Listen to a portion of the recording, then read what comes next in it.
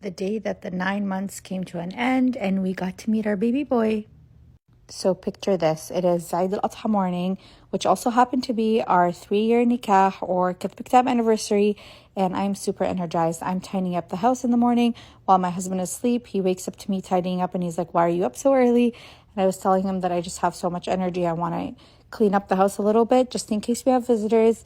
So he gets up, starts getting ready for the day while I tidy up the last bits of the house, and suddenly I feel a trickle running down my leg.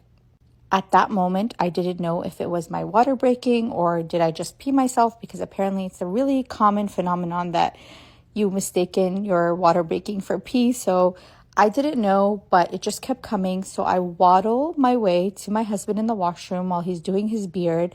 And I'm like, Maz, I think my water broke. And the shock on his face is like, "Are you sure?" And I tell him, "I'm pretty sure, I think it is my water breaking because it's non-stopping and I don't think, I peed myself. But just in case, don't tell anyone. Let's see if it's actually my water." We head to the hospital and lo and behold, it turns out that my water broke. Unfortunately, they sent us back home because I did not have any contractions and they didn't have any beds for me. So they're like, "Rest up and come back before 7 p.m. so we can admit you to the hospital."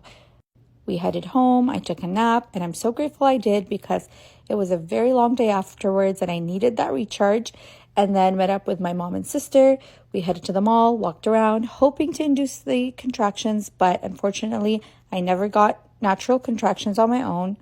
And while I was out from the hospital, my family kept calling me and telling me to go back to the hospital because it is not procedure back home to send you after your water breaks, but that's how it is in Canada. So I made my way to the hospital a little bit earlier than 7 p.m. and after 25 hours from when my water broke, we got to meet our baby boy the next day on June 29th at 8:20 p.m. Alhamdulillah for this amazing blessing.